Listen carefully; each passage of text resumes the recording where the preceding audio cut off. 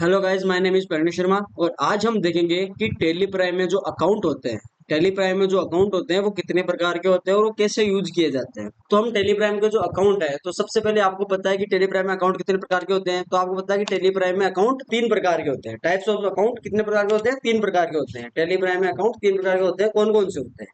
तो गाइस आप देख सकते हो, सबसे पहले होता है रियल अकाउंट, फिर होता है पर्सनल अकाउंट और फिर होता है नॉमिनल अकाउंट। तो हम तीनों के बारे में जानकारी लेंगे, ये तीनों अकाउंट कौन कौन से होते हैं। जो हमारा रियल अकाउंट होता है वो हमारी संपत्ति पे लगता है। जो हमारा रियल होता है वो हमारे किस पे लगता है? असेस्ट पे लगता है। कंपनी का जो फर्नीचर होता है, फिक्स असेस्ट होता है ना, उस पे वो रियल अकाउंट का रूल लगता है। जैसे कंपनी के अंदर कोई माल आ रहा है ना, तो माल हम परचेज करके लेके आ रहे हैं, तो वो हमारी क्या है? संपत्ति हुई ना वो हमारी। तो वो संपत्ति पे कौन सा रूल लगता है? रियल अकाउंट का। जैसे कि हमारा लैंड है, बिल्डिंग है, तो वो सब हमारी क्या है? संपत्ति। और संपत्ति पे कौन सा रूल लगेगा? तो आपको पता है संपत्ति पे रियल अकाउंट का रूल लगेगा। सेकंड रूल है पर्सनल अकाउंट। तो पर्सनल अकाउंट किसी व्यक्ति पे या लाइबिलिटीज के अकाउंट जो पर्सनल अकाउंट लगता है। जैसे ये पर्सनल अकाउंट, मान लो किसी को किसी से माल लेके आना है, जो माल लेके आना है, तो माल लेके हम आए और वापस उसको क्या करना है? पेमेंट करना है उसको, है ना, जिससे माल लेके आए। जैसे कि आप किसी से सामान लेते हो, तो आपका दायित्व क्या बनता है कि आप उस सामान के बदले उसको क्या दो? पैसे दो। तो जो पर्सनल अकाउंट है वो हमारे दायित्व से संबंधित है। किससे संबंधित है? दायित्व से संबंधित। जैसे हम किसी से माल लेके आ रहे हैं, तो हमारा दायित्व बनता है कि उसको पेमेंट वापस लौटाना। तो जो ये पर्सनल अकाउंट है, ये हमारी जो लाइबिलिटीज होती है उनके ऊपर ये लगता है। तीसरा अकाउंट है हमारा नॉमिनल अकाउंट। तो नॉमिनल अकाउंट होता है कि जो कंपनी के जो खर्चे लाभ होते हैं वो सारे के सारे नॉमिनल अकाउंट में आते हैं। जैसे कंपनी के जितने भी खर्चे हो रहे हैं, कंपनी के जितने भी खर्चे हो रहे हैं, कंपनी में जितने भी लाभ हो रहे हैं, वो सारे के सारे नॉमिनल अकाउंट के अंदर आएंगे। वैसे हम रियल अकाउंट को वास्तविक खाता बोलते हैं, पर्सनल अकाउंट को व्यक्तिगत खाता बोलते हैं और नॉमिनल अकाउंट को अवास्तविक खाता या नाम मात्र का खाता बोलते हैं। क्योंकि नॉमिनल अकाउंट पे जो भी हमारे खर्चे होंगे, लाभ होंगे, कंपनी में आय हो रही है, कुछ भी हो रहा हो ना, तो वो सारा का सारा कंपनी, मान लो कि जैसे कंपनी ने 5,000 रुपए का रेंट चुकाया, तो कंपनी का वो खर्चा हो गया, है ना। तो खर्चा होते ही वो उसमें जो अकाउंट लगेगा वो नॉमिनल अकाउंट का अकाउंट लगेगा।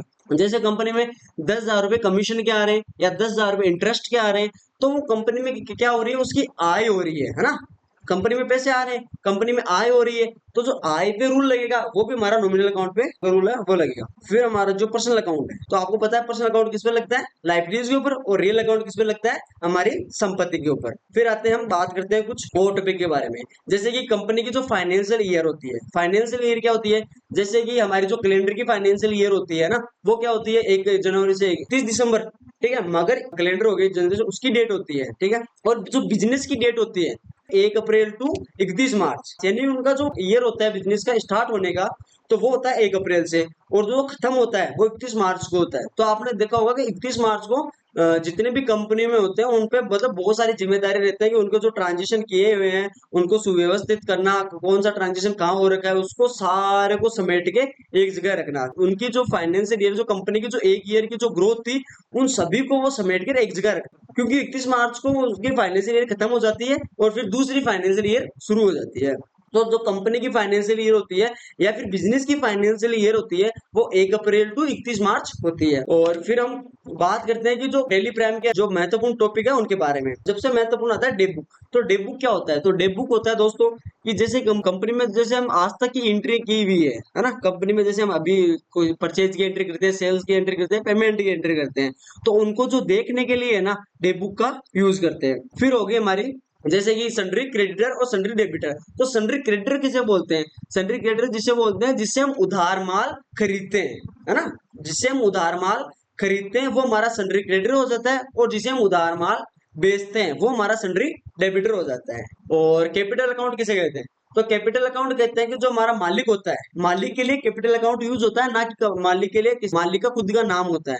मालिक के लिए खुद का नाम नहीं होता, मालिक के लिए एक अकाउंट बनाया जाता है जो बैलेंस शीट के अंदर अलग से ही दर्शाया जाता है, वो होता है कैपिटल अकाउंट। जब मालिक पैसे डालता है तो कैपिटल अकाउंट आता है वहां पे, ठीक है। और आपको पता है कैपिटल, जो कैपिटल अकाउंट है उसका अंडर ग्रुप भी कैपिटल अकाउंट ही होगा।